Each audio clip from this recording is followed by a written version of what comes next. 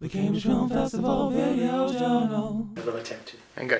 Hello, so it's day 2 of the 35th Cambridge Film Festival. I'm joined up on the mezzanine in the Arts Picture House by... It's Mark Cousins. Hello, Mark. Hello. Hello.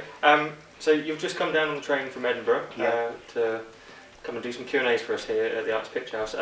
What's your experience of the Cambridge Film Festival? This isn't your first time, is it? No, I've been here quite a few times. It just feels really homey to me, you know, and very much on a human scale.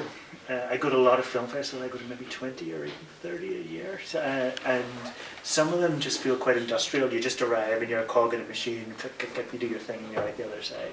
But here, because I know people here, the venue's very friendly, and also the films feel selected. And so there's a reason for each of the films it's showing. Somebody really, really liked it.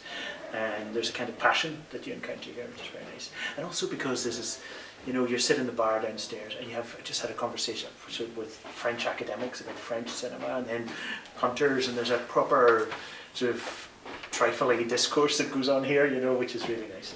There's not many festivals that you can just pop up to the bar and see, like Nicholas Winding Refn sat there looking a bit melancholy, or yourself. I mean, to stand outside yourself.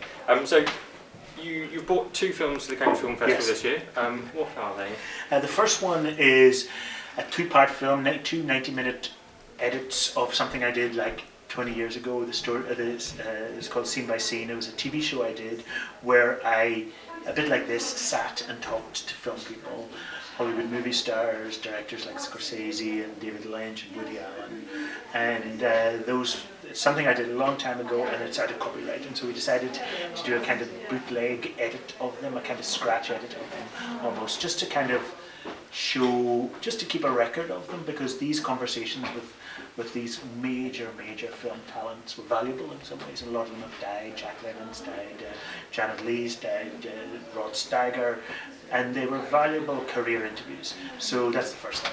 And the second thing I've got here is Atomic, which is a montage film I made with the band Mogwai. They did the music, and my editor Timo Langer and I did the imagery, and it tries to be about the atomic age, not only war, not only protest, but the kind of sublime element of the atomic nature of life, the beauty as well as the terror. And you're using public service broadcast footage? Yeah, a lot of stuff from BFI, a lot of different archives around the world, various things, some of which we paid for, a lot of which was free, and it was really influenced by the filmmaker Derek Jarman. Actually, it was funny, I was sitting downstairs and one of Derek's producers, James Mackay, walked in, and I said to him, you know, this film that we have here is really influenced by the kind of stuff that you did. And they were making films with no narratives, no conventional characters, but full of rage and passion and like kind of volcanic eruptions. And this Atomic film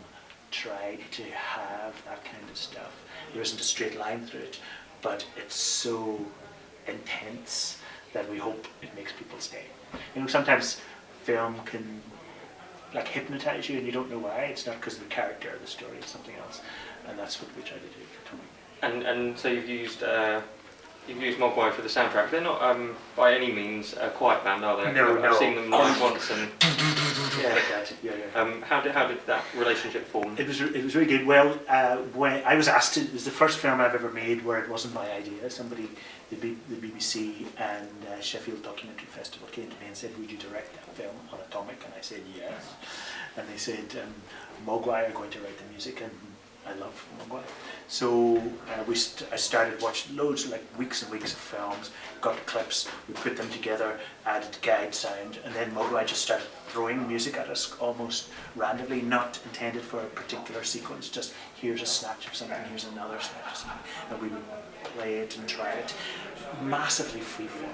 Often when you're filmmaking, it all feels so structured, like formulaic and everything, and you're always trying to shake yourself out of that. But this wasn't structured at all, and that was a real pleasure. And so these films are doing the rounds on the film festivals at the moment. You've got some stuff in production, I understand. You always have about 20 films in production.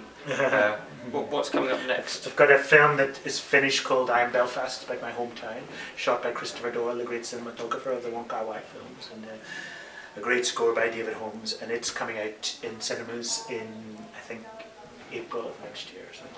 So it's the next bigger film that I've done, and then I'm just editing a film starring this great musician, Nena Cherry, one of my heroes, to be honest. And it's her first time acting, and it's a musical, and it's You're doing a musical? It's a grief musical. It's a fictional grief musical, and Okay. I'm terrified. But there you go. Don't think I've ever heard of that genre No, before. exactly. That's what I would do. You try to scare yourself to do something that you haven't done before.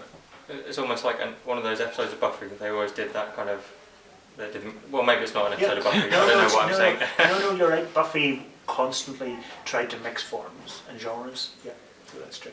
I have to say, I know Belfast is playing London Film Festival, and that's one of the main reasons I'm going to apply for a press pass this year. Because Oh. I had such a good time finishing it with it was DX Lawrence last year's one. Yes.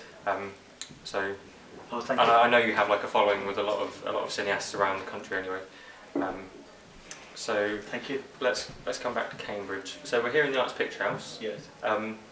Upstairs in a little office is a chap called Dr. Tony Jones. Mhm. He kind of helped set up this company. All hail.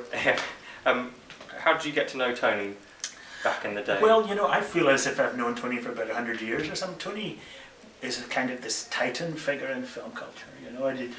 When I was young, and he's probably not all that much older than me, Tony, but when I was young, I was almost embarrassed about being so passionate about film. It's almost like I had to come out about my love of film. But here was Tony Jones, who was just dedicated, determined to show film in all sorts of ways. And I learned so much from him. He was a kind of path cutter for many, many of us, and so he's sort of a hero of mine. And so I would, if Tony asked me to do something, I would do it, and that's one of the reasons why I come here, because of his now for decades and decades commitment to the expansion of taste in cinema, the expansion of knowledge in cinema, the inventive way of showing films, that innovation of the form as well as the content. You're very lucky to have him here, as you know, and I hope that people in the film industry, film culture in general, values how much he's continuing to do. I get the feeling when he goes around these festivals and different meetings, he's kind of held up in high esteem by a lot of people as well. Yeah, I hope so. And so you're just here for a day. What are you hoping to do later on this evening? Are you going to watch any films? I want to perhaps see the Pasolini film, and then I will swim naked somewhere in a river. Well, the River Cam is a suitable river. I've done it many times there. Cool. Well, Mark Cousins, it's been an absolute pleasure. Thank you. I hope you enjoy the rest of your stay in Cambridge. Thank you. Cool. Over and out.